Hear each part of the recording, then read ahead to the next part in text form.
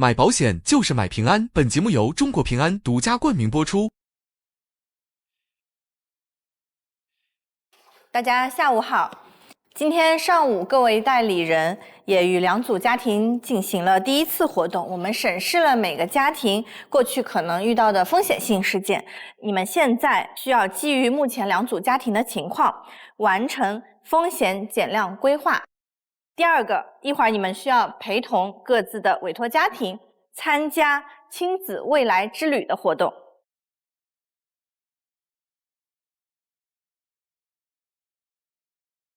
在这个活动上，委托人将随机面对未来的艰难选择，而每个选择都会带来不同维度的风险，有可能涉及到儿女婚嫁、就业规划、养老突发等情况，所以就要看你们准备的规划能不能帮助他们成功的规避一些风险，获得委托人的认可，从而得到更多的积分。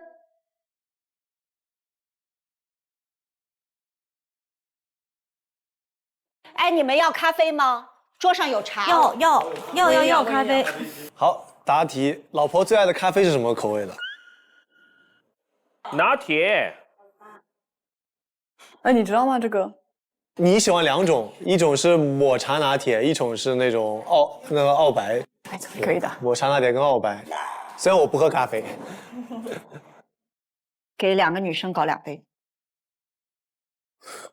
谢谢张老师。没事，朋友，你别。谢谢。我们接下来稍微做一个那个小的游戏，让我观察一下你们对孩子教育投入的计划会长什么样子。来，我先给你们发金币，你们一家有10个金币。谢谢。谢谢。这个是你们有可能在孩子的教育投入上要花掉的钱，你们都想要的话，钱肯定是不够的。你们可以找我贷款，你们可以提出一个贷款的数额。然后，并且告诉我你是通过什么来还这些贷款，你们商量选一选哪些是你们一定要做的，哪些你们暂时觉得不需要。我们来看看我们的。我想看到他们托举自己的孩子的时候，到底愿意在教育上面做多少投资。我其实也在看这2个家庭是否会把钱去投到那些可能更长久对孩子有效的地方。你来决定啊，老公，你一家之主。那房子，这是个国际学校不一定，健康体检保养培训要，营养膳食规范要，青少年心理疏导要，我们就可以干了，这事儿省了。啊，这个是。运动课呢？运动课肯定要的呀。你带他跑步。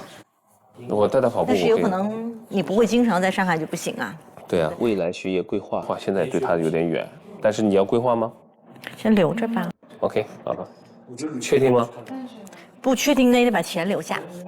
房子，我觉得不要了吧，这个我们不需要，因为我们读的国际学校，国际学校肯定先要一个。运动，我觉得艺术课也要吧，必须的。运动课也要吧。当然，编程课我觉得还是蛮需要，因为以后 AI 还是蛮需要的。未来学业规划我觉得要吧。要的。预留创业启动资金，这个肯定要的。营养膳食规划，哎呦，这个需要，就是现在太胖了，现在30多岁不行了。心理疏导我觉得很需要，这个是必须的，心理健康是最重要，对吧？那我们就4个不要。那这个其实也是要的。我说实话，这个我不是。编程课是吧？那编程课算了。所以你们算多少钱？25。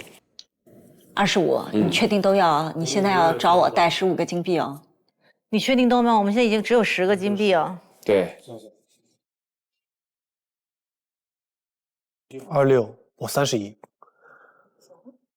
妈呀！你多少？31。你们带的更多哦。我是没想到你们那么要。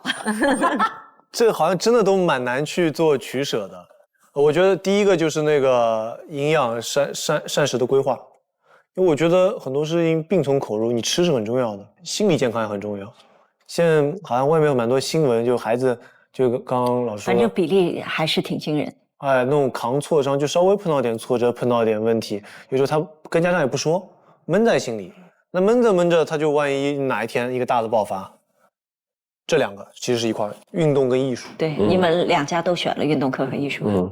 倒不是要让他多完美的去演绎音乐，或者说拿到奥运冠军这种成绩。其实在这个过程当中，他去怎么面对挫折，面对失败，就像吃养分一样。他对艺术有欣赏能力，对吧？他有个强健的体魄，那他就等于变相拥有了快乐的能力。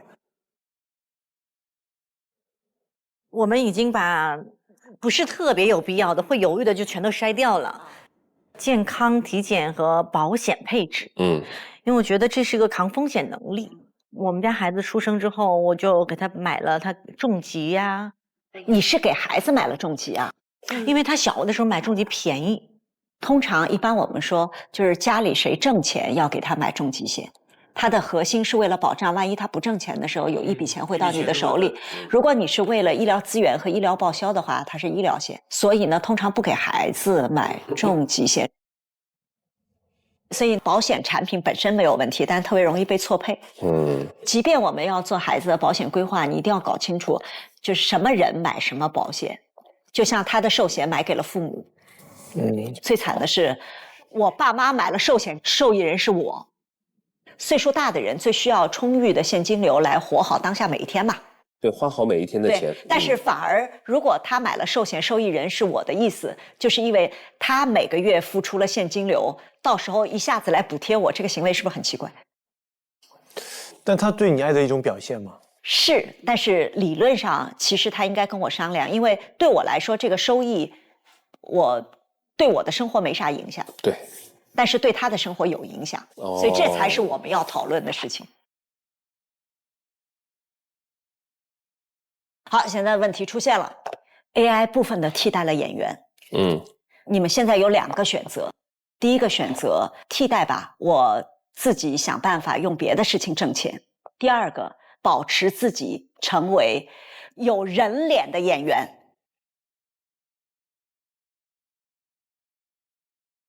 我坚持到最后，如果再不行，还能再转。做到最后，如果他主动淘汰我了，那我就可以去做别的东西，我也可以去做我能够力所能及的各个工作。将来用什么还呢？你现在已经我们俩努力工作赚钱还呢？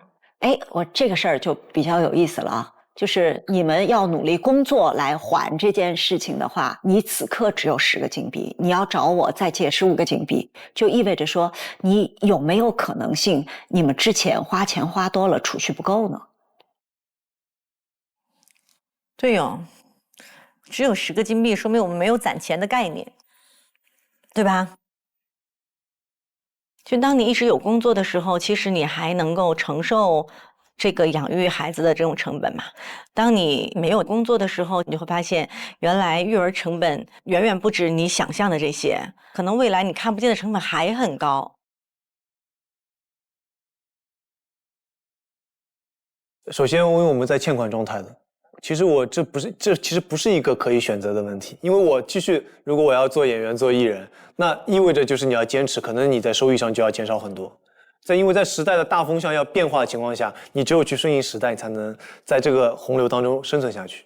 那我欠了21个金币，那我不再去做一些改变，那我觉得我可能就直接就清零了。这个时候突然发现有一些不可控的风险因素导致你这一次创业失败，你认为你目前可以保证家庭安全以及还我钱的可能性是什么？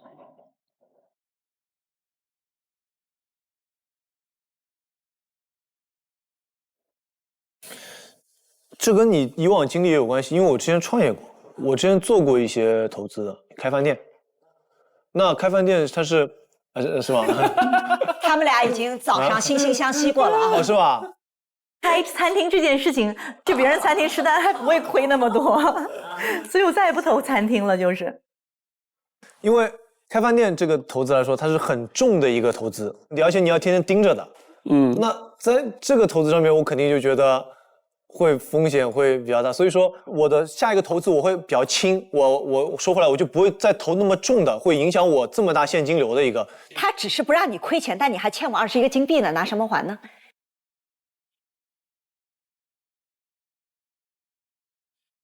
还要投，还要追投。不行，这个就是杠杆加杠杆。所以其实你已经不知道你拿什么还了，对吗？这两个家庭在未来子女教育投入中比例都很大，本质是把家庭财务安全压在了不确定的未来上。所以我觉得一会儿给方案的时候，还是要认真的让他们帮你们搭一下，因为只要世界变化的越快，越可能要把相对不变的东西先搭一搭，这个真的是特别重要的一件事情。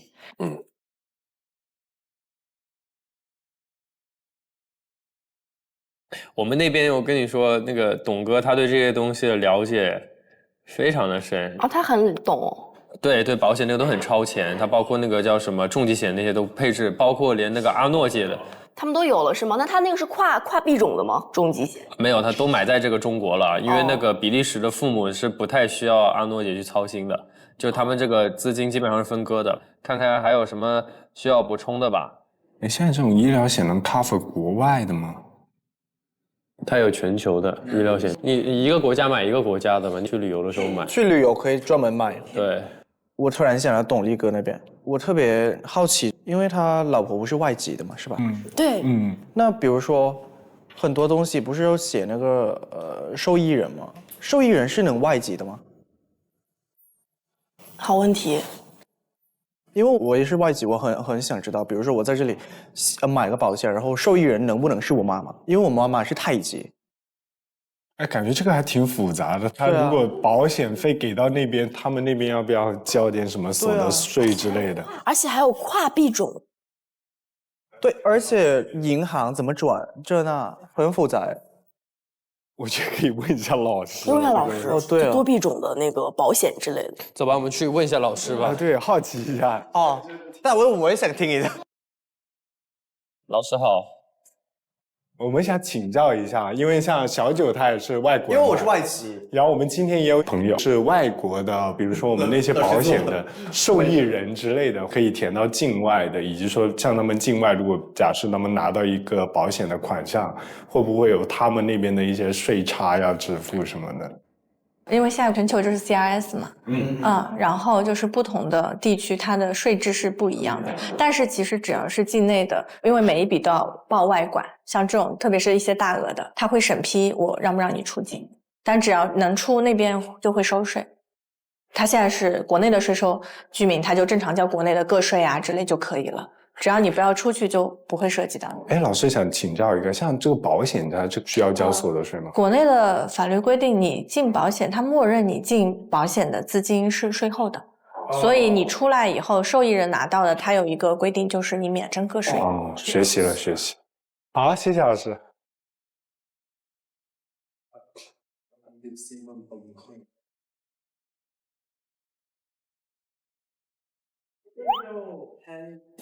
哇，涛哥思考都这么帅。没有，我在。刘长，你学学那涛哥思考的状态，是不经意。不是，我这，你知道他思考是什么？他忽然开始，我真服了。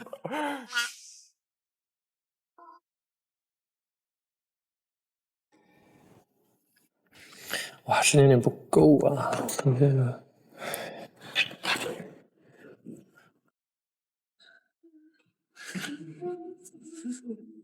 老师，我想让您帮我就是看一下这个有没有什么比较大的问题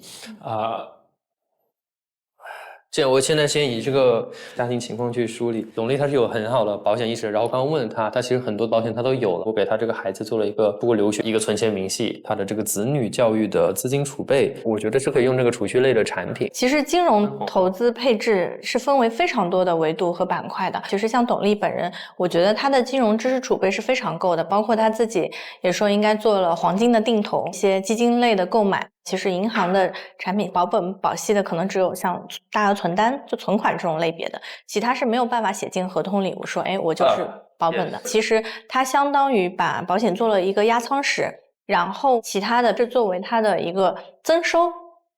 我会给他投资的建议是需要相对保守一些。投资可以保守一点。他也说了，为什么会倾向于手工坊这样的一类，因为它相对轻资产。如果是非常重资产的去做一些投资的话，一方面可能需要自己在这个领域特别深耕，风险相对也会比较大。但是我刚刚考虑到还有把这个投资这个概念去做了一定的浪漫化，那我会觉得这个20%的这个投资，如果要送2个孩子出国留学的话，那就不一定了。对对对，是。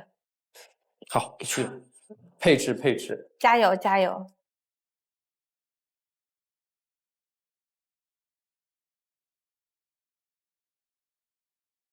若曦姐可能更关注的一些是资产的增值保值，这些能够给她带来安全感的，这些恰恰是宽哥不安全感的来源。我们的方案也就是更多的去关注到育儿的这方面，还有养老。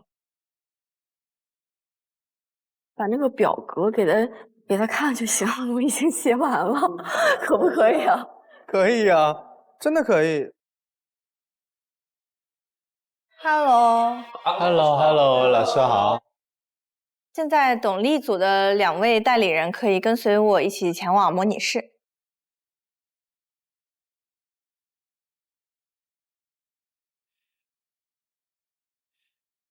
买保险就是买平安。本节目由中国平安独家冠名播出。本节目由宽屏宝美看好又好看的蔡司泽瑞眼镜赞助播出。加入芒果 TV 会员，每周2中午12点双更会员抢先看。打开芒果 TV， 搜索芒果勋章馆，完成初入职场勋章任务，解锁多枚专属限定勋章。芒果 TV 首页下拉，玩综艺同款小游戏。我们进去吧。好。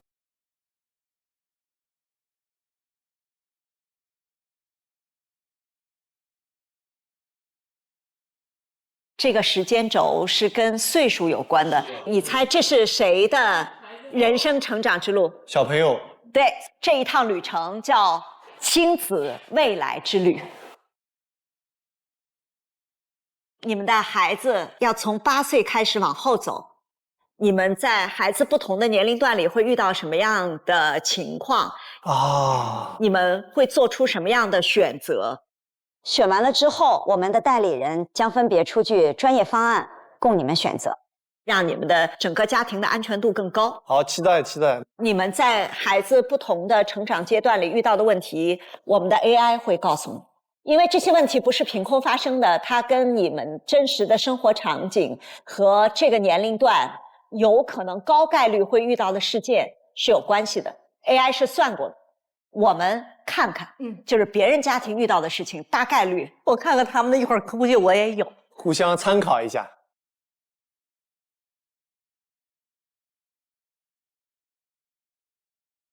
请董力和阿诺携手，一起走向孩子的第一个人生关键节点，并落座。此刻，你们的孩子处于9到24岁的成长求学阶段。这是你们为他们筑牢根基的抉择时刻，请在以下3个标签中选择一个，每个标签背后都是必须面对的人生选择。阿诺的机会，孩子的梦想，父母的心愿。他的意思是，比如说阿诺想创业，有一个机会会到你的面前，让你获得更高的价值感。还有就是你们的父母有一个心愿，比如说阿诺的父母想到中国居住，这3件事情你们只能实现其中的一个，请问你们要怎么选择呢？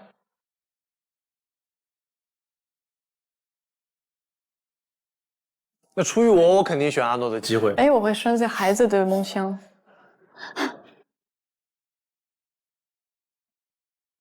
你们俩商量一下，你们只能选一个。我觉得，因为还是到这个年龄，我觉得孩子的梦想。但你的机会错过了，你就没有，可能就没有。没关系，你放心的，我觉得还是机会多的。我谢谢你，支持我。对，因为对我来说你最重要嘛。我觉得你现在也有很好的机会，你要追寻自己的梦想。但是到时候如果还没有抓这个机会，我觉得也可能这个机会不这么好，我会考虑孩子的梦想。好的，那你来说吧，我听你的。好的。让你会选什么？比如说我的机会、孩子的梦想和父母的祈愿，你会选什么？1和3都可以。为什么不用孩子的梦想？孩子梦想有机会，他早着呢。他的梦想有这么多，我们仅仅就这么多了。那你们的选择是？孩子的梦想。哎，你们一开始选阿诺的机会，为啥变成孩子的梦想了呢？对于我来说，阿诺肯定是最重要的，因为我觉得他现在这个阶段，他人生到30岁，他现在语言也学得越来越好，他也更多人认识他以后，他有一些创业的机会。那我肯定是作为老公，我全力支持他的。但是我觉得这是孩子还是最重要的。所以我觉得阿诺最重要，阿诺觉得孩子最重要，所以挺阿诺的。好，我们翻开孩子的梦想。大儿子击剑天赋出众，想走运动员路线；小女儿学习成绩优异，目标是出国深造。2个孩子的梦想都需要长期投入，你会优先考虑哪一个？哦 ，A 还是 B？ 好难选，一个真的2个都想选，因为孩子对我们2个来说都是平等或者重要的。我肯定我已经选好了，其实因为你选什么？你可以说说看你的想法吗？你选的那个。说实话，我会选择 B 的。B 是吗？因为2个是安全，我觉得，因为这是击剑，你不一定只是能得到这个你的，但是2个人会有焦虑的。那你要知道，你可能扼杀了一个奥运冠军啊。哦，这开始了，完了。他长大以后，他会回想起来，以前当我击剑的时候，我本来可以的，为什么我当时我妈没有让我继续练下去？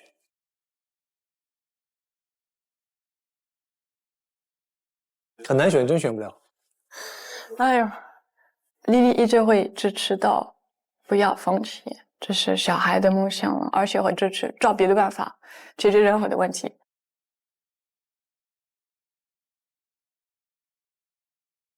目前我们只有1个孩子，不存在这个问题。好，我想请问这个关于击剑这件事情，它是从小培养，然后不能够断的一个传统的运动员项目，是不是？如果你这个时候不练，他可能以后再练的话，他跟上大家的那个节奏就会比较难，有一部分童子功的概念在里面的。好，那这个比如说击剑，它有一些没有办法预测的东西，比如说孩子身高能定到多少这些东西。就你看我们2个身高都那么高嘛，其实这我也是担忧的一点，就是说如果他长得太高，比方说长到2米多，那显然击剑就不是那么的合适了。那比如说孩子8岁开始练，练到12岁，是不是大概就可以知道这个孩子能不能走到终点了？其实你可以看得出来大概的一个走向，但不是一定的。有很多运动员是大器晚成的，因为12岁正好是个生长发育的阶段。如果你说16、17岁，我觉得是更能判断他未来的一个上限是有多少。但12岁他还是能不断的提高他的下限的。我想提问一下，您儿子现在是确实对击剑抱有很大的热情，是吗？趋于他的可能就是他觉得爸爸以前是练击剑，就爸爸可能是孩子的英雄，他想像爸爸一样这一个动力。说实话，我觉得他在运动方面是有天赋的。首先，因为我是专业运动员出身，我对这个要有个基本判断。明白。我本来也是运动员出身，知道这条路是非常艰辛的。在这上面，很多现在家长抱有自己孩子能取得冠军的这种成绩，我也很能理解。但作为一个过来运动员来说，我觉得还是以体育教育这个孩子的人格比较重要，成绩放第2。我们先解这题吧。加入一个这个 AI 环境中的一个现实情况的考虑。那我是高中开始加入这个国际学校留学的。那考虑到这个8岁和3岁这个5岁的这个信息差，其实完全可以就是攒下一笔钱，往后存。而现在完全可以让小女儿在普通学校先学几年，然后就拥有一个对国内普通中学的一个认知以后，再去加入一个国际高中是非常有优势的。等到大儿子16、17岁的时候，你已经完全可以判断这个孩子走不走到终点了。到那个时候就可以做一个2次判断。小女儿她这个出国留学的这个时间点，如果发生的话，大概会在一个什么时间呢？应该是在高中阶段。高中阶段哦，那其实还是有一些时间的空间的，毕竟现在3岁，直到高中还有13年的时间。没错。其实我的建议是去看你当下能做什么。而现在这2个选项的话，其实一个是给未来，一个是给当下。当下，对，因为大儿子他想要学习击剑，其实现在就是黄金年龄，可以尝试说先让他去往前走走看。然后其实留给我们的有整整13年的时间。然后从资产配置上面的话，按照您的经验去帮这个大儿子的这个未来的培训去算一笔费用，然后再把这个费用可以切开一半来，一半的话确实我当下就可以花出去，另外一半那我可以把它放到这个增额寿险里面，它本身也可以产生一些比较稳定的现金流，比如说到4到8年后，它有可能就能够用这笔增额寿险它产生的一些利息来继续支撑它往前走。小李很了解我的需求，很专业，他天然有那种让人信服力，很认真的思考各种各样的方面呢，感觉挺厉害的。关于这个话题，我一定想补充，就是希望你们在这个小女儿这个留学的这个梦想路上，为她攒下一笔钱的原因是，留学是绝对不可以断供的。这个是一定见过留学断供的人。没错。留学断供会怎么样？那你就永远拿不到那张毕业证，白弄了。是的。就这一部分的经济支持，的确是要考虑到位的，否则你等于把一个成年人的经济风险扔在了一个从来没有工作过的孩子身上。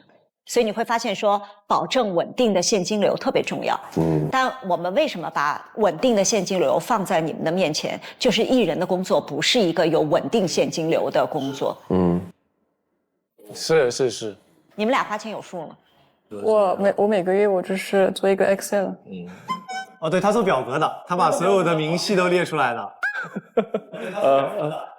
那好厉害啊！所以我觉得我花钱也是比较有数。你像我当年如果工资就几千块钱，我存2000块钱放黄金里的，你想想看。这得给你们那个点赞，真的。这个真可以，这个真可以。好，到现在为止，关于这个问题的解决，你选他还是选他呢？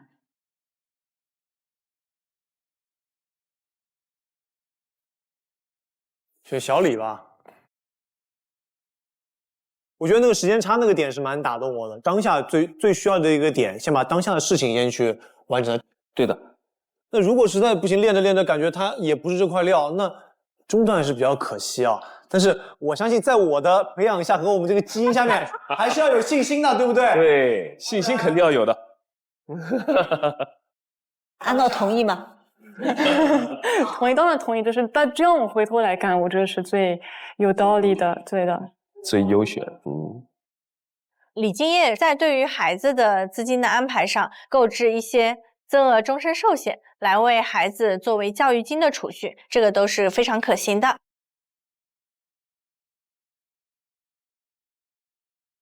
积分榜更新。哎呦，哇塞，什么情况？他实的，这给人好大压力啊！接下来，你们将继续穿越时空，请董力和阿诺再次携手，一起走向孩子的第2个人生关键节点，并落座。此刻，孩子处于25到47岁的奋斗进阶阶段，这是你们为他们守护后盾的时刻。想太远了，我说不定那时候走了。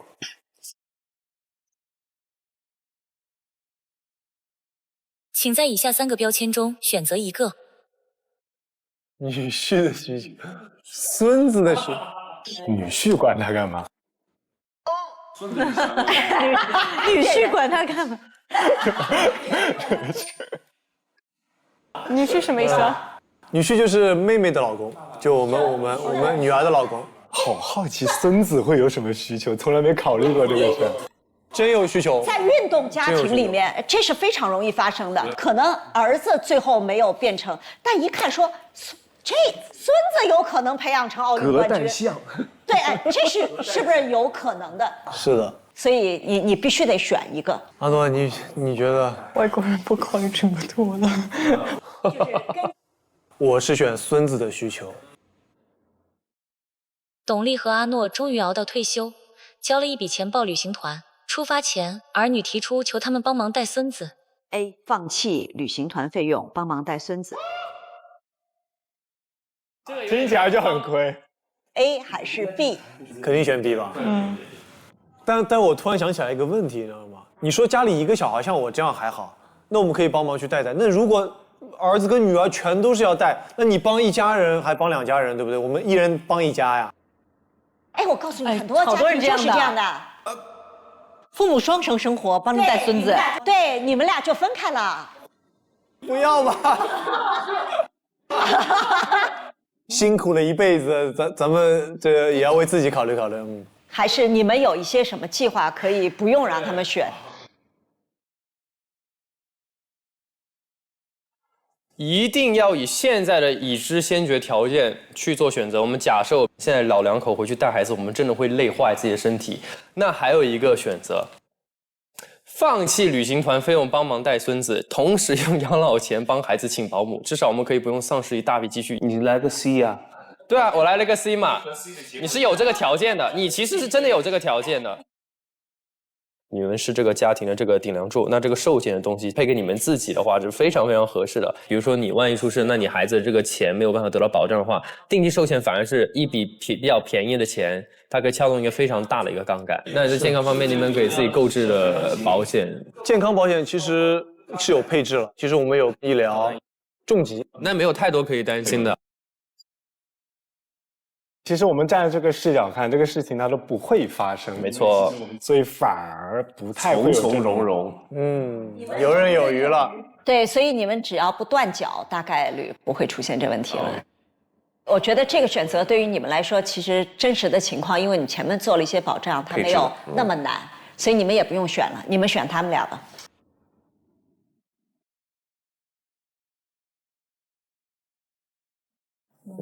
选小刘吧。哦，他们是有好几轮哦，所以刘璋赢1分。请查收你们面对的一道彩蛋题。30岁的儿子突然打来电话，自己因为长得好看，打算辞去稳定的工作，与女友分手，去做全职主播。多年陪伴自己家庭的代理人刚好路过，代理人会如何给到帮助？这2个问题是问你们俩的。等一下，我想说的是，我从来没有想过我儿子30岁还会去当主播。这个，当主播咋了？如果是我来跟他聊，我作为一个父亲的角度来跟他聊，首先我觉得30岁的男生应该已经是在一个很稳定阶段。你20岁的时候需要做主播做什么，我会支持，义无反顾的支持。但是30岁你要考虑清楚了，你已经到了人生的一个阶段了，你应该在社会上已经有很多尝试了。你去做一个全职主播，我是完全不建议。但你可以去做个兼职主播，但是你这个兼职主播有一个前提是你一定是在上面做一些正能量的一个宣传，或者你有一个专业的东西。也不一定哦，你要万一做成头部的，像李某奇这样的头部的，那对不对？那不得了啊，对吧？这个我说的就是它是有一定专业性，或者说有一定卖货或商业属性，这种主播是 OK 的。对呀，那我们的涵盖量是很宽泛的，有没有说是没有这种主播存在的？他有个很前提条件，是因为自己长得好看，他一定是颜值类主播，我是这么理解的。长得好看本身就是个，人家这是考家庭代理人的，你俩咋还激动了呢？对啊，我就想，对啊。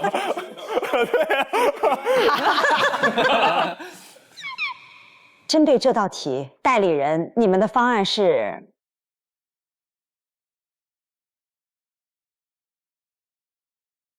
那可能真的会先去问他一下，你直播的收入是多少？你现在工作的收入是多少？其实这个东西你是必须要去做一个平衡的，因为你没有办法去考虑说这个所谓的稳定的工作，它指的是我稳定每个月拿个最低工资，还是说我稳定可以过得一个有前景、可以稳步发展的工作？你要这么去理解这个稳定指的是哪种方向？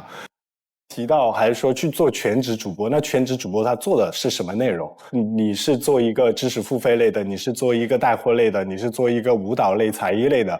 其实我觉得，只要你热爱这个事情，可能要看这个30岁的儿子他本身有什么愿望。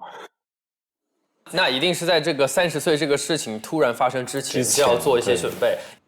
那在30岁这个之前的话，他可以做的事情就是自己给自己做一些定向的储蓄，这样子的话，未来某一天他真的要做这个决定的时候，他有一个确定的现金流的来源，可以支持他走过一些最艰难的岁月，至少保证他不饿死吧。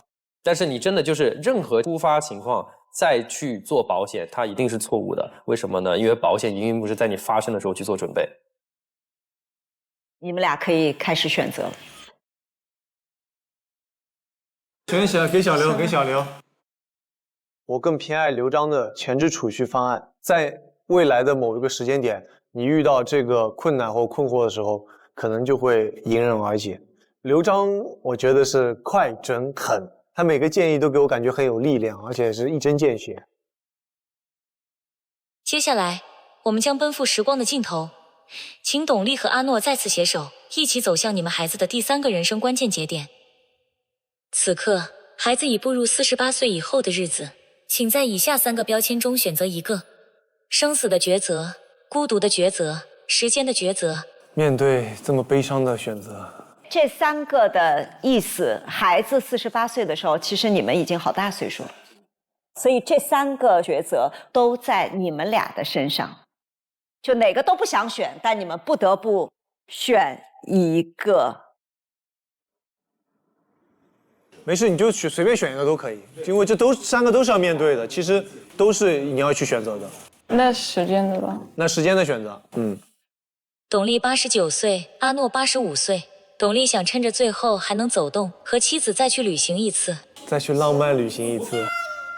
哦，不错，89岁还能创，还能旅行哦，可以，支持。做出你们的选择吧 ，A 还是 B？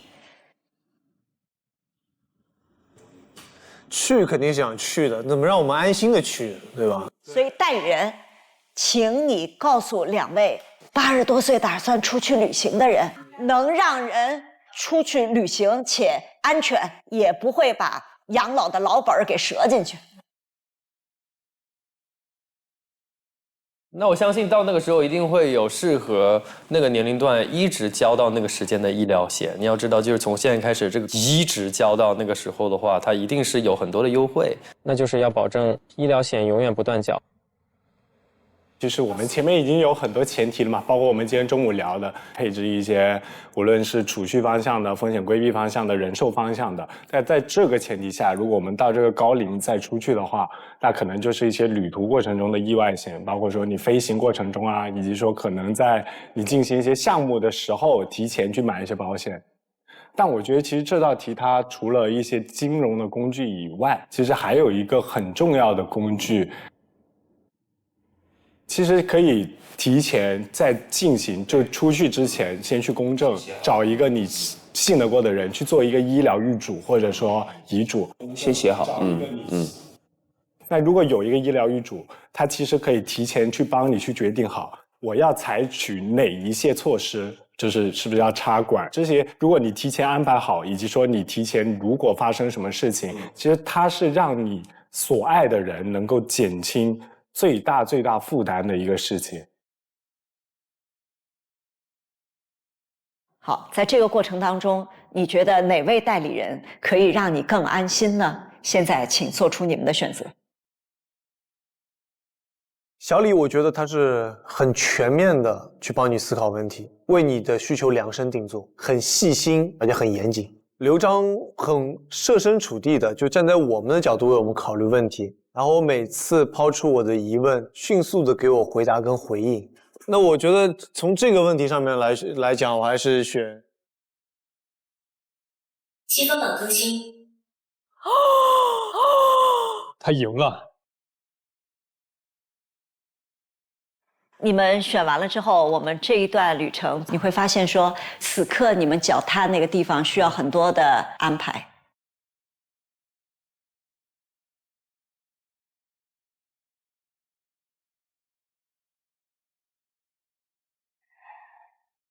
我们有的时候有风险，不是因为我们不够努力，而是我们选择了暂时看不见。对，所以说我们还是要活在当下，要看看自己脚下走的路，未来每一步一个脚印都要踏踏实实的。这个时间线，我觉得可能对我们来说未来会很长，但是我们要越早的去规划它，就未来遇到的风险就会更小。有了这个底座以后，我觉得我们会很幸福安稳的跟我们的孩子走过这美好的一生。还是就是好好安排，这是为了不变成这个孩子的负担吧。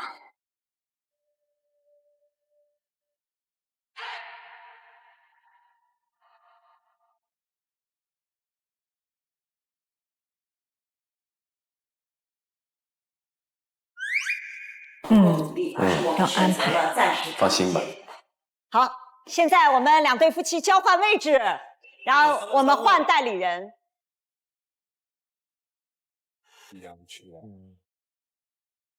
回来啦！你们的被实时播报啊，就是在播报你们。对，谁得分了，然后就哔铃一下啊，是这样子的吗？积分榜已更新。这么激烈吗？这么焦灼吗？没有，他就是像你玩大富翁一样，就1、2、3走到每个地方，出来一个问题，那就会有些问题在，然后你们就要给个方案去解决。走吧，朋友们，加油！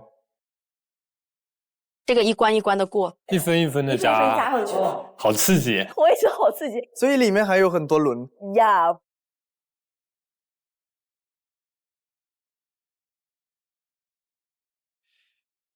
Hello， 哎呀，欢迎欢迎，回来啦！ Hello， 来，请你们坐这儿。好，前情提要是，现在请你们观察一下这个房间。这是地图上，它起步是8岁，他们什么和8岁相关呢？孩子，孩子，对，所以这是此刻带着他们的孩子、他们的家庭一直走向未来。哦，这个走向未来的过程当中，他们可能会遇到各种各样的麻烦、艰难的选择。如果你想他们不艰难，就得靠你们把风险熨平。好，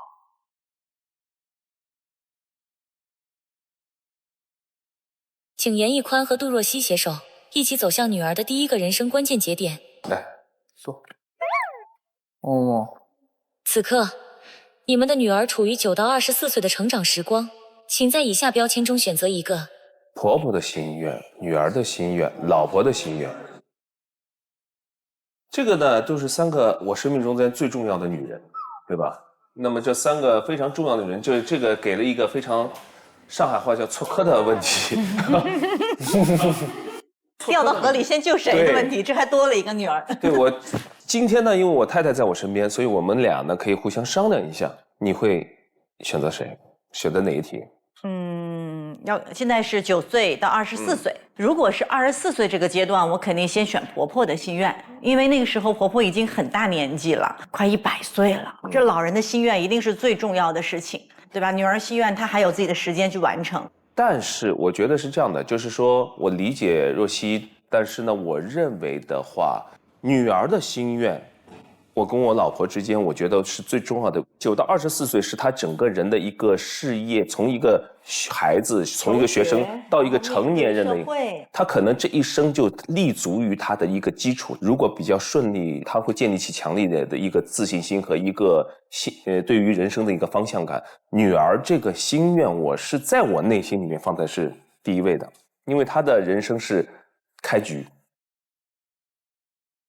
听你的，女儿的，你是男主人，听你的啊。女儿的，我们打开看看女儿到底有什么心愿呢？女儿一直想要再有个弟弟或妹妹。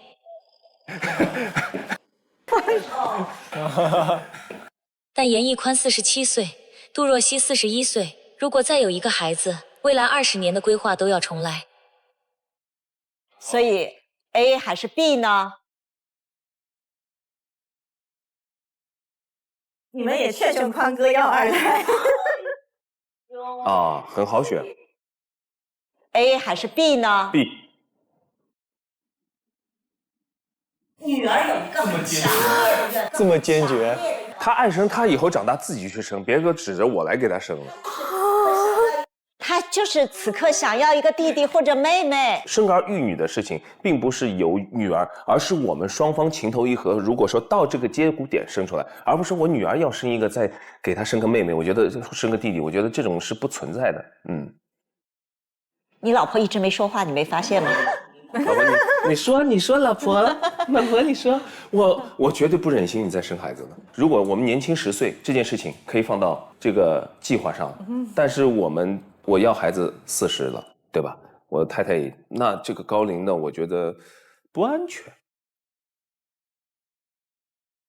严宽，我特别想问一个问题，就是你这个说服老婆不生，所以你怕老婆再吃一遍苦呢，还是觉得说重新调整20年对你自己来说太累了？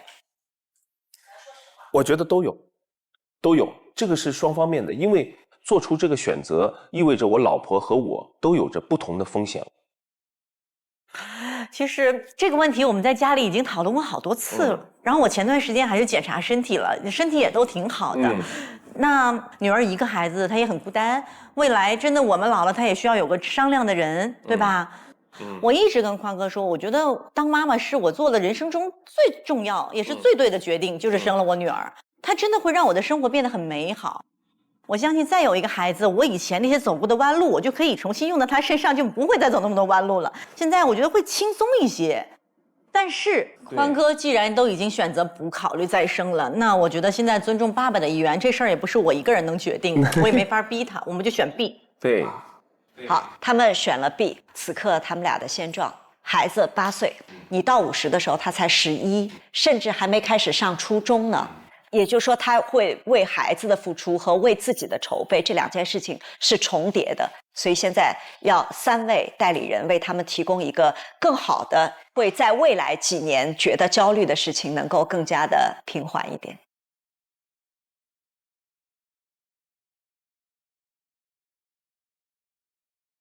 那其实我这边的建议还是说，我们可以储备一个年金险，其实有一点点类似像若曦姐已经存的这个教育金，但是年金险我储蓄进去之后，等到10年之后，我每个月都可以定期的拿出来，这一部分钱是2位可以去设定这个额度的，2位可以用于你们2个的养老，也可以用于小肉肉他自己的本身的一个教育金，就可以在2位现在我们有储蓄的时候，把这笔钱放到年金里面，等到我们10几年之后再把它拿出来去复用，这样其实是一个比较好的，可以把我们的现金价值很长远的保存的方式。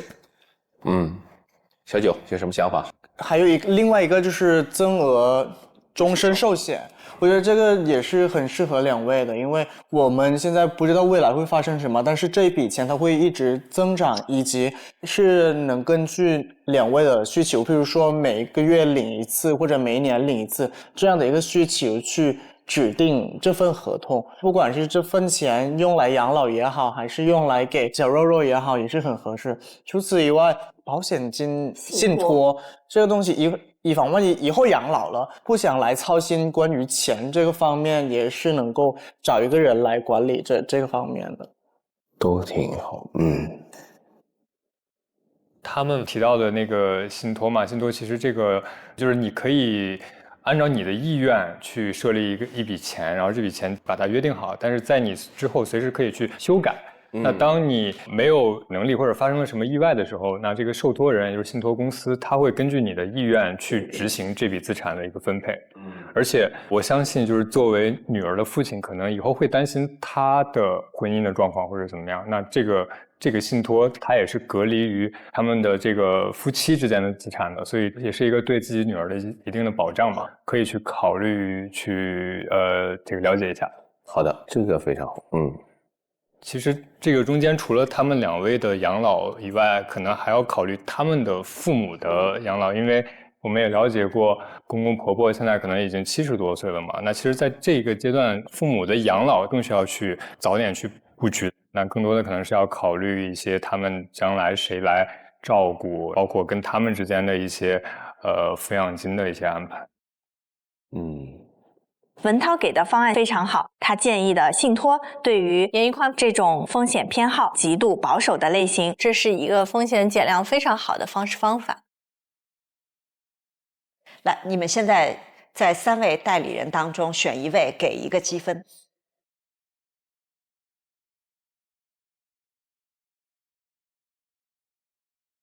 我觉得从理性角度来说，我选文涛的。因为它尤其是整个规划的前瞻性和我觉得是要去理性去面对的，因为包括你该去做一些什么的合理的配置也好，包括未来的一些事物的安排比较理性比较合理。好，谢谢峰哥。文涛拿了1分。那个我一定要告诉你，我刚才了解到那个严屹宽的家里是有长寿基因的，所以他们家极有可能会出现4代5代同堂的状态。这个长寿基因一旦发生的时候，你会发现说，家里谁最能挣钱，负担就会最重。这是一个特别必然的事情。所以你有想过你什么时候需要退休吗？我想过，如果说退休的话，79岁。79岁才退休。他昨天说了一个点，我还拍了他木头。他说我最好的一个，如果我要是真离开世界了，最好是我从片场刚走出来，走到门外，咔我就躺下了，然后我就走了。然后这时候呢，我也不给你添麻烦了，追悼会也不用你办了，剧组就帮我办了。我说你可真会想。接下来，你们将一起走向你们女儿的第2个人生关键节点。此刻，你们的女儿处于25到47岁，请你们在以下标签中选择一个标签。女儿的任性。女儿的口碑。口碑。口碑是什么意思？我想选个特别的。口碑是什么东西？我想就是如果你们不给这笔钱 ，maybe 口碑就出问题了呢。他欠债了。哇！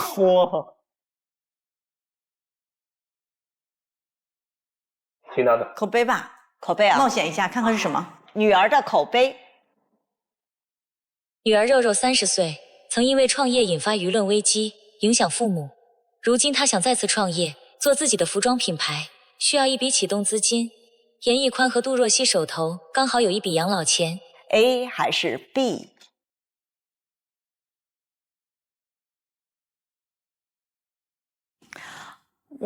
我觉得啊，从我们的角度，我会选 B，但是我不会跟他这么讲。对，因为首先我觉得30岁了，你已经知道你该要什么、该做什么的年纪，如果还要来要父母的棺材本钱，我真的是白养你这么多年了。对。其次，我觉得他应该对自己的未来负责任。我可以帮你一小部分，剩下的部分你自己承担。你去贷款也可以，或者你在我这儿贷款。哎，你有没有想过他那个？就上一次创业已经引发过舆论危机，他可能从社会上不太容易能拿到钱，所以呢，女儿说：“所以我不得哪里跌倒哪里爬起来吗？那我爬起来，你们不得扶我一把吗？”我们俩在他出生的时候买了一个那个教育基金，是不是可以启用了？教育基金前面没有用完吗？教育基金到30岁还没有用完吗？你们给方案吧，各位。那个，因为我正好在自己做一个服装品牌，然后我先说，我觉得就是这次经历应该也能够教会他这个，不要一开始把这个东西想得特别大，因为越大的东西它越难，这个拿资金难，然后想把它稳定下去也难，所以你开始可以先从小规模的生意先开始做起来，然后逐步的先利用第一笔资金，然后去撬动后面越来越大的东西。然后我们其实提到了有2种这个金融工具嘛，一个是信托，然后刚刚他们那边提过这个增额终身寿险，它是有一个复利的一个作用的，就是然后你这个钱只要不取出来，它就会一直在里面滚动，这个是非常安全的。那可以。它的好处在于说，你的现金流不够，你可以把它取出来，然后它里面的本金就变少了，但是那个剩余的钱会继续滚，然后它可以用这个保单去贷款的。我们刚刚说到这个，如果说是因为舆论的危机，他没有办法贷到款的话呢，他如果想要更多的钱，他用这个东西，他自己有自己的抵押物。这个好。信托可能就是你可以涉及到，就是比如说他成年了，一次性提出来多少钱，然后创业的时候一次性拿来多少钱，这个在你们提前的这个设立信托的时候就可以把它去这个预设好了，所以我觉得可以解决这些问题。一个是信托，一个是寿险，终身寿险。可以。我觉得文涛提到的信托寿险感觉挺好的，对我来说是非常好的一个选择啊，是可以继续去深入了解一下，了解的，对。我想到说，他是因为创业引发的舆论危机嘛，那可能也是因为双方是艺人的身份，他可能受到了一些关注。这方面的话，我觉得还是有很多的像法务上、公关上的建议可以给到他，交给专业的公关团队去处理这样的一个危机。然后包括他如果做自己的服装品牌的话，去找私募也好，我去找合伙人去共担这个风险也好，也是说不需要再从爸爸妈妈这里，或者是拿自己的本金去做这样一个事情，因为他其实已经是成年人了，都成年了，都12年了，都成年了，对。对的，他可以去找其他的朋友一起去把这笔资金给他招募到。是的。最后就是补一句，因为前面我都特别同意各位说的，然后但是我不建议动这一笔养老钱，因为养老钱我们以防万一，在我们需要养老的时候有突发的情况，这笔钱是安全的，也不用去影响女儿，也不用父母长寿的情况下，我们也不会互相影响这个事情的。我还想补充一句，就是我觉得父母对女儿的支持不一定只是钱这个问题，对，就是有可能是精力也好，支持也好，或者慢慢给她补充一些知识也好，或者分享各位的一些经历也好，就是怎么失败的，怎么成功的。对，我觉得这件事情也对女儿的成长很重要，很重要的一件事情。健全的人格是最重要的。我说这个点是因为我还是希望我小时候我爸妈也给我讲这些事情，早点知道我长大之后也会有更安全更稳定的未来规划。就是两位发出什么意外的话，其实健康很重要的，因为不仅资金是能托举他起来，但他也需要一个后辈在跟他说一切都没关系的，就是你们都在，所以最重要还是两位的健康。我们要不给他添麻烦，也能把自己照顾好。你说了一个特别重要的点，因为你们老无所依的时候，其实所有的负担都在他身上。对。所以这件事情，当父母的看起来一时心硬，其实也是保护孩子的一种方式。所以生2个嘛。要不退回去把那个生2个的方案重新搞一遍。来吧。好吧，你们俩又要开始选，给1分，带孩子去了到前面。你来，不，选人，选人啊！别走，我不想这么快的老去，老婆。我觉得，其实我前面就听了小九在讲，小九其实他是非常非常温和的去提他的建议，而且他说的这个我觉得挺对的，就除了我们要把理财的这些东西帮他留好财富，对，更重要的是我们要教他方法。赚钱并不只是以钱生钱，它是需要很多方法的，有耐心，有专业度，还有情商也好，还有我们的资源也好，包括他的朋友，到30岁还没有几个能帮你一起度过难关、一起创业的朋友吗？那就说明他前面没交到特别能够志同道合的好朋友。对。那我觉得这一关我来选小九。对，谢谢。此刻你们出现了一道彩蛋题，请你们查收题目。杜若溪在进行理财投资，你们收到妻子杜若溪的委托，请你们帮忙与严屹宽沟通，能够让他对金融有新的认识，能够减少偏见。来吧，来说服我，快。我想知道这个偏见是什么。你敢把100%的固定写在里面吗？不可能，对不对？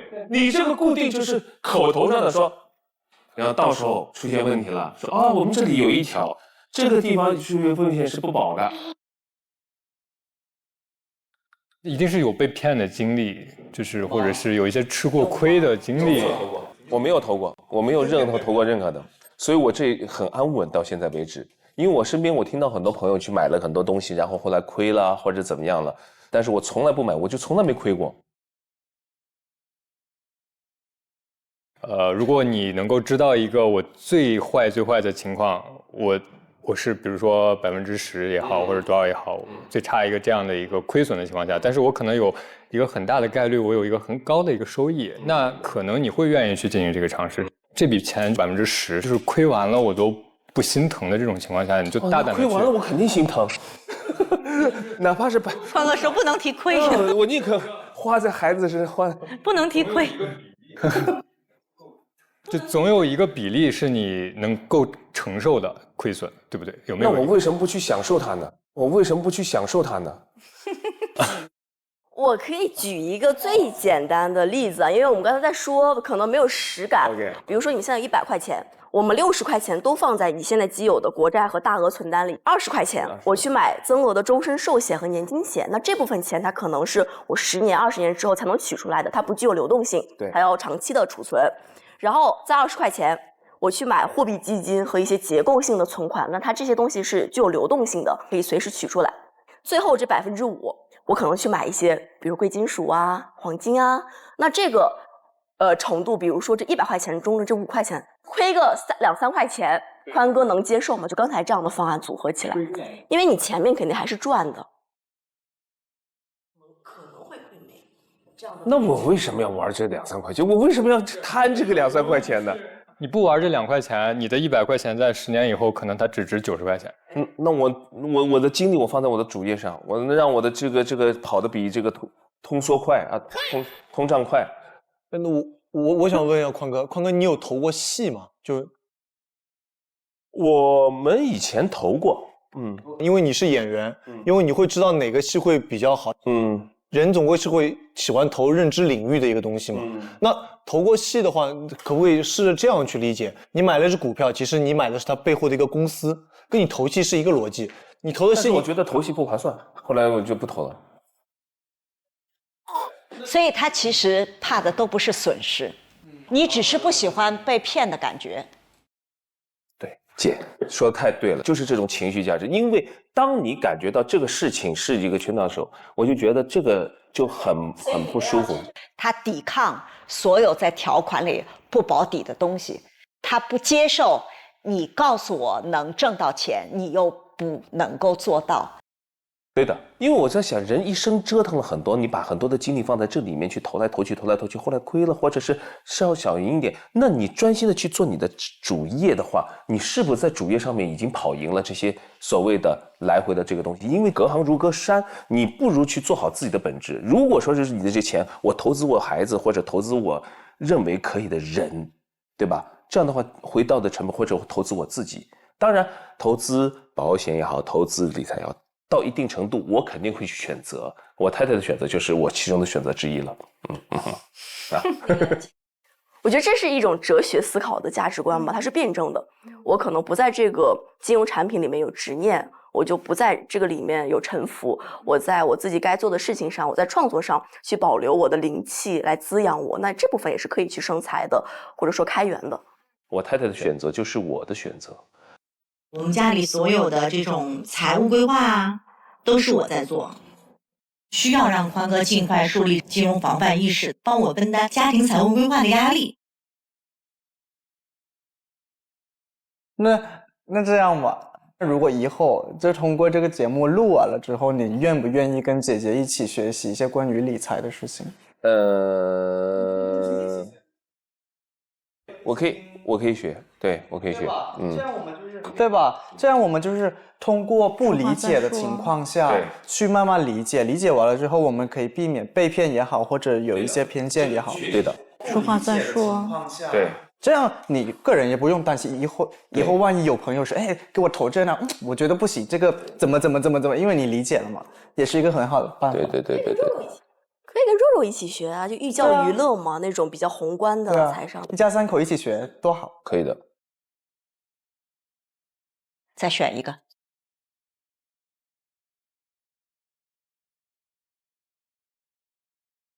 就选女头吧。谢谢。我觉得小梦就是给到我直观感受，就是她很全面的这些规划，她的设计，她的很用心，还有一些比较接地气的一些表达，让你觉得她很真诚，她不是一个特别虚的一个售卖机器的感觉，是不是？女头，谢谢。接下来，你们将继续穿越时空，一起走向女儿的第3个人生关键节点。哇，我这是有幸走到这个，真的是好开心啊！48啊，我90。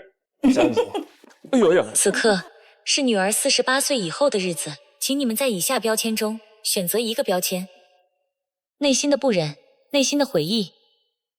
你觉得呢？你要悔意吗？我不想要。对，人生无悔，对吧？我觉得不忍吧，应该不会留悔。我们俩共同选择不忍。内心的不忍，女儿肉肉今年46岁，如今的孩子教育开支巨大，父母均已85岁高龄，医疗和照护费用不断攀升。作为父母，严屹宽和杜若溪看着女儿如此辛苦，内心充满矛盾。A 还是 B？ 这个责任此刻没有落在你们身上，落在了他们仨身上。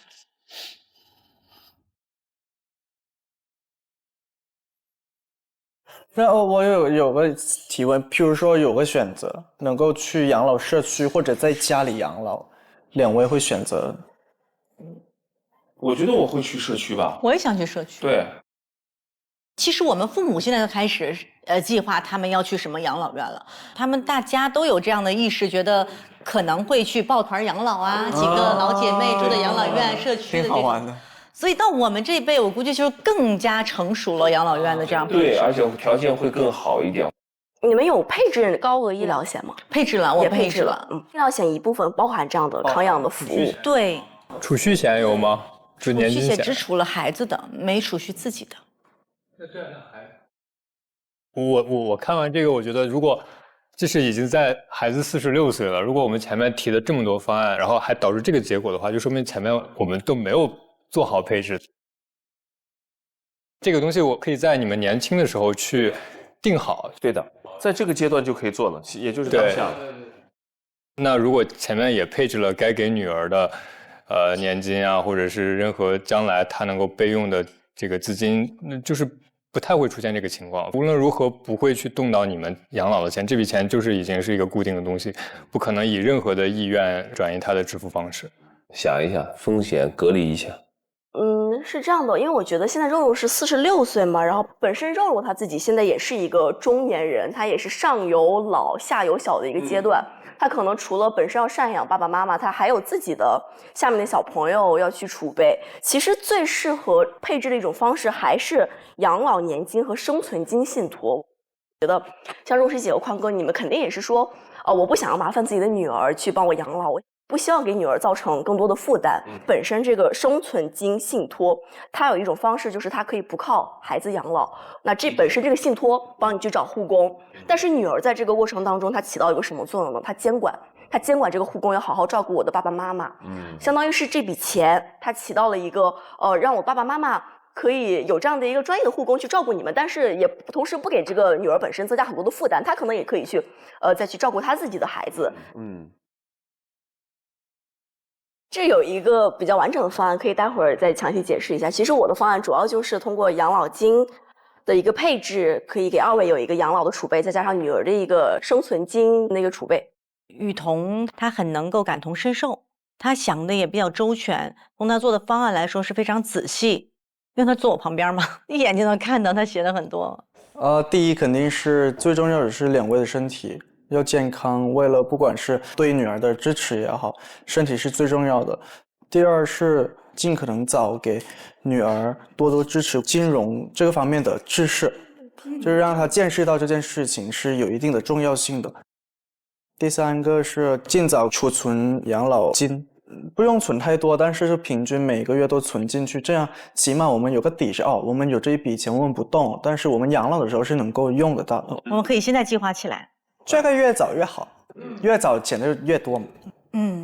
做决定吧。最后一分的时候还是有点紧张的，因为我挺想要赢的嘛，我觉得还是有在努力的展现自己的专业，然后我觉得尽可能的去了解他们真实的需求，提供我能提供的一切。我真的很想帮到他们，我就是想让他感受到，就是我现在真的是为你考虑的。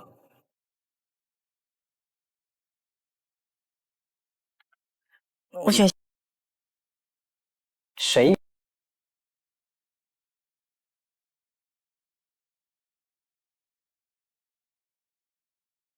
哟，雨桐，今天这 OOTD 挺有范儿啊，眼镜点睛之笔，有眼光。蔡司泽瑞镜架这种浅金色的镜架，通透又轻盈，自带高质干练的职场感，而且又轻又稳，体感很舒服。哎，巧了，我这副也配了蔡司泽瑞镜片，应用自由环面技术，清晰区域特别宽广，边缘看东西也不变形。蔡司可是全球光学镜片行业首家灯塔工厂，今年是它成立的第180周年，这叫看好又好看。因为刚才樊春老师一直在观察室里观察，就你们怎么跟我们的委托人交谈，怎么去发掘他们的风险，怎么给到建议。所以针对2个家庭的情况，樊春老师还有哪些建议？就像前面全林老师讲的，我们董丽跟阿诺家庭是跨境的家庭。那我们如果长期后续持续生活在上海的话，其实家庭的资产规划可以更全面一些。董丽作为唯一的收入来源，她是整个家庭的经济支柱，所以她本身的身体状况以及她的赚钱能力就尤为重要了。阿诺他以外籍身份在境内，其实他可以为自己配置一份境内的稳定持续的现金流，来保证自己以后在大陆持续的生活的养老。严一宽跟杜若曦这样的家庭，在我们看来是非常典型的4+2+1结构的家庭。那对于他们这样的家庭来说，中间的这一层夹心饼干就尤为重要了。他们的健康与否，他们的财务状况良好与否，决定了整个家庭走向辉煌的关键。我们今天是一个个人积分赛，我们来看一下个人积分的最后结果。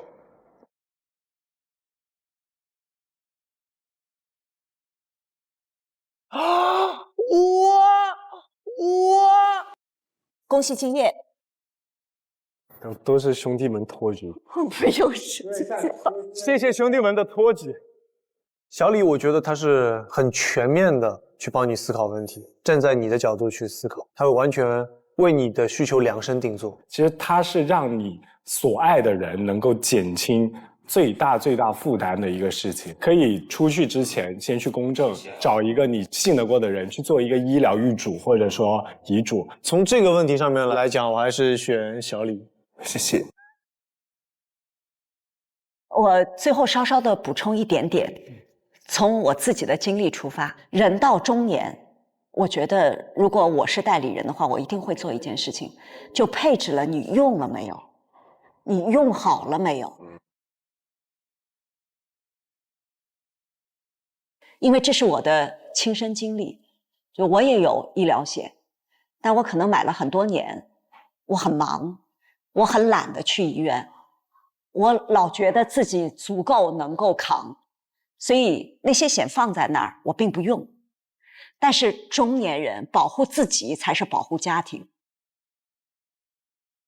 你们有没有问过你们这些配置了医疗险的家庭，作为家里的顶梁柱，你用了吗？你每年体检吗？你有什么地方不舒服，你及时的去医院了吗？人到中年，真的保护好自己，才是保护好了你要爱的人。家里的顶梁柱，这是最要护的。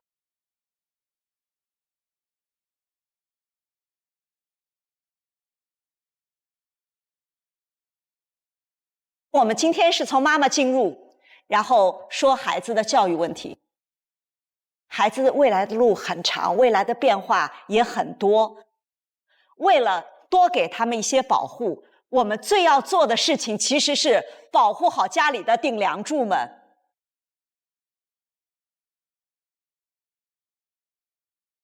大家先好好爱自己。对。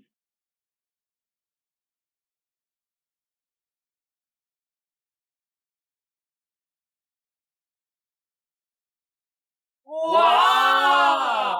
再来一个消消乐，好可爱，真的。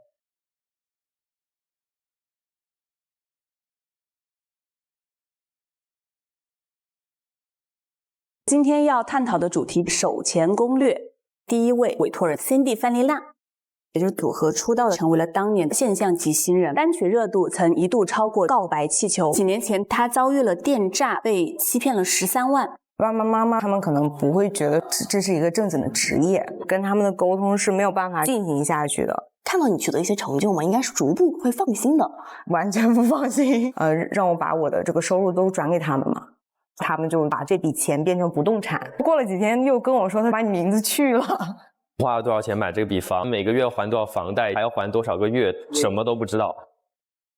你希望证明普通女孩也可以闪光，但是我必须告诉你，在娱乐圈大家都很卷，如果你只甘愿做一个普通人，你凭什么闪光？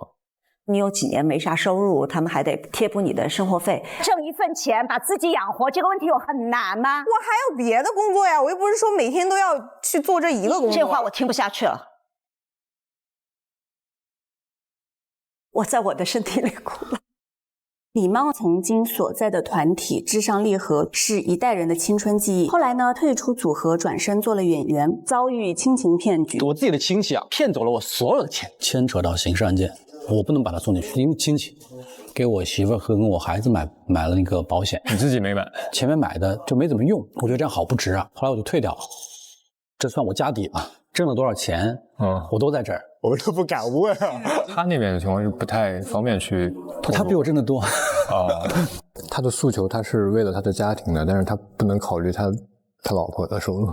有一个日常支出有没有一个最低的？就有就多花点，没有就少花点，或者我也可以不花。我就想说你对自己好一点。谢谢你，这句话让我有点感动。当我们要了解一个人的钱出了什么问题的时候，我们通常要了解一个人的人出了什么问题。两位爸爸要进行换尿布大作战啊！别哭别哭，爸爸来了，爸爸来了！哎呀，是不是臭臭啦？我看看啊！哎呦，怎么拉到这儿来了？哎呀呀，还真有东西啊，这个真有货呀！哇，哇，好精彩呀！扎头发比拼，复刻的是这个发型。哇，这个有难度。3股变吧，还是4股？你还懂3股4股？把这个头拿走来，好疼啊，好疼啊！我快给他扯头发，对不起，宝宝。3、2、1。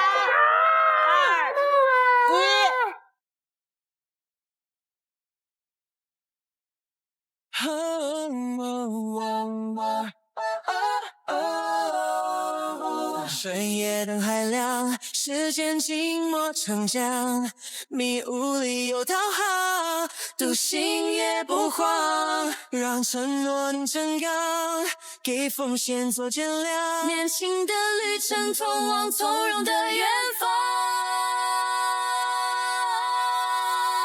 清澈如灯，爱是归航，破浪甲方安然向阳，桂花为映照亮迷茫，青春作伴不负双光，让未来见证这守护的力量。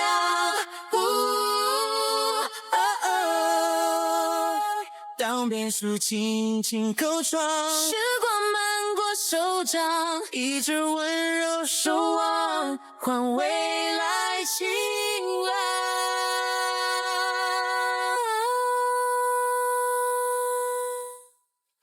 更多精彩内容尽在新浪娱乐微博综艺新浪综艺。上微博关注节目官微出入职场金融季，解锁更多独家互动和幕后花絮。上微博带话题出入职场金融季发博讨论，有机会获得节目嘉宾专属回应，独家中文百科合作平台。上百度搜索出入职场金融季，精彩内容尽在百度百科。